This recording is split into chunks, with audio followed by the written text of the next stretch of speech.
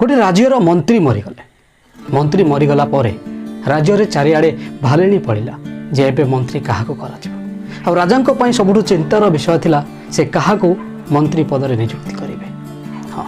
कहीं जो मंत्री मरीगले से बहुत बुद्धिमान और बहुत ज्ञानी थे। तापर राजा चारिआडे घोषणा करदे कि मंत्री पद पर परीक्षा हम राज्यर समस्त बुद्धिमान व्यक्ति माने ज्ञानी लोक मैंने परीक्षा अंशग्रहण करते जी से परीक्षा उत्तीर्ण हम ताकू आम राज्यर मंत्री भाव में घोषणा कर राताराति खबर सारा राज्य में व्यापीगला। परीक्षा जितेबाला मंत्री पद पर हो निश्चित भाव में परीक्षा बहुत कठिन भाव में हो तेणु एक भाविकी कहीं भी लोक से परीक्षा अंशग्रहण कले केवल मात्र 3 जन लोक से परीक्षा आसी अंशग्रहण कले। से आसी जितेबाला राजदरबार में पहुँचले राजदरबार से शुणा पाइले कि राजा जो लोक मैंने मंत्री भाव में नियुक्ति होगापी परीक्षा देवाई आसी से गोटे गोटे रूम रे बंद करदे और से रूम रे गोटे गोटे ताला लगे दि जो तालारे कि चाबी न से तालारे गोटे अंक लिखाई से अंकर जी समाधान करि पारिबो आउ से रूम रु जी प्रथमे बाहर को आसी पारिबो ताकू मंत्री भाव में घोषणा करा एक कथा जानिला परे से 3 जन व्यक्ति मध्यरु 2 जन व्यक्ति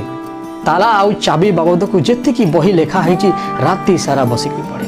और राति रे पूरा अनिद्रा होई राति सारा पढ़िबारु सकाळु तांकर अवस्था एभली हो जाइतला कि कहीं गोटे साधारण प्रश्न जदि तांको पचारि देउथला से आबाग होई चाहुतले 2 जग 2 जदि किए पचारि देउथला से कहि पारु नथिले किंतु तृतीय व्यक्ति जनक बहुत साधारण भाव में बिहेव करुथला ताको जहाँ भी पचारिले से आराम से उत्तर दे पारुथला किंतु ए 2 जन जेहेतु राति सारा अनिद्रा होई बही पढ़ुथले तेणु अन्य कोनोसी कथारे तांकर टिके भी मुंड पाउ नथिला किए भी किछि पचारि देले हड़बड़ हो जाउथले। जेतेबेले संध्या हला से 3 जन को राजा ने कि गोटे गोटे रूम रे बंद कर जेमती कहा जाइतला सेमिति गोटे गोटे ताला आनी की रूम रे लगा गला जो ताला रखी चाबी नथिला से 3 जन व्यक्ति रु 2 जन व्यक्ति आसिकी ताला को भल भाव में निरीक्षे कि देखिले ताला रे किछि गोटे प्रश्न लिखा होइतला और राति सारा से प्रश्नर उत्तर खोजा लगी पड़े किंतु से जड़े व्यक्ति से ताला पाख को आसला नहीं सेमती रूम भितर बसी हठात कौन भाविला आसिला देखिला ताला खोलिला बाहर को सीधा राजा पाख को आसला से लोक जनक जाइकी जेतेबेले राजा पाखरे पहुँचला राजा ताकू धरी से पाख को आसिले जो 2 जन अन्य अन्य गोटे गोटे रूम रे थिले और तांको कहले कि आमर जी मंत्री हवा कथा से परीक्षा उत्तीर्ण हो सारी आपण आ अजथा परिश्रम करतु नहीं। से 2 जन आश्चर्य हो गले भाविले कि आमे एते पाठ पढ़ी एते योजना करी एते भाविकी मध्य ताला खोली पारिलु नहीं से अंकर समाधान करि पारिलु नहीं ये किंतु तमे कौन कल जे एते शीघ्र ताला खोली गला। तापर से लोक कहला कि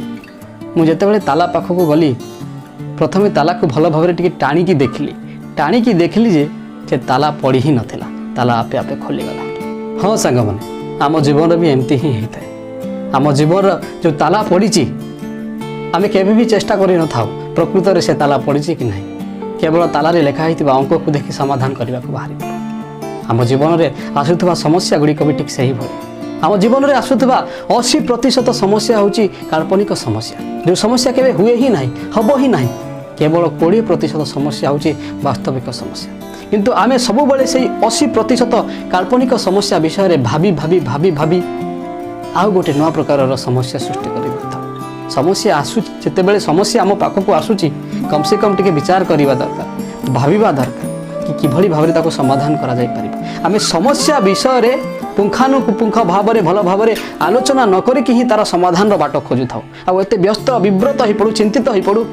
सेटा पुणी आउ गोटे नुआ समस्यार मूल नहीं जाए। तेणु आम जीवन जितेबेले भी समस्या आसुची प्रथमे भल भाव से समस्या को जानवा को चेष्टा करवा दरकार कहीं जिते दिन पर्यंत आम जिते समय पर्यंत आम समस्या को भल भाव में जापर ना से समस्यार समाधान कौन हम आम केबे भी बाहर कर जिते दिन पर्यंत आम गोटे प्रश्न को भल भाव में बुझीपर ना से प्रश्नर उत्तर कौन हम आम केबे भी भल भाव में देपर ना। तेणु जितेबाला भी जीवन में समस्या आसूची ताकू धैर्यर सहित सामना करवा दरकार व्यस्त विव्रत होइकी नुआ आउ एक समस्या सृष्टि करदेवाटा ठीक नुह। आम प्राय लोक आम जीवन एमती ही करिथाउ जो समस्या केबे हेबो ही नहीं से समस्या विषय रे भाभी भाभी चिंतित हो पड़ू जद्वारा कि आउ गोटे नुआ प्रकार समस्या सृष्टि हो। तेणु आम जीवन में जो ताला पड़ी जो समस्या रूपक ताला पड़ी प्रकृत में से ताला पड़ी कि ना टी टाणी ओटारिकी देखा कथा काले ताला पड़ी ही नथिबो टाणी देले खोलीजिव। हाँ सांग मैंने आशा करुच्ची ए कहानीर जो मर्म आपण मैंने बुझीपारे लाइक करूँ सब्सक्राइब करूँ आम यूट्यूब चैनल आदिश्री प्रोडक्शन को एभली नुआ नुआ कहानी नुआ नुआ कथा अनेक शिक्षणीय विषय आमर चैनल माध्यम आम आपको भेटिदेबू। रही नमस्कार धन्यवाद।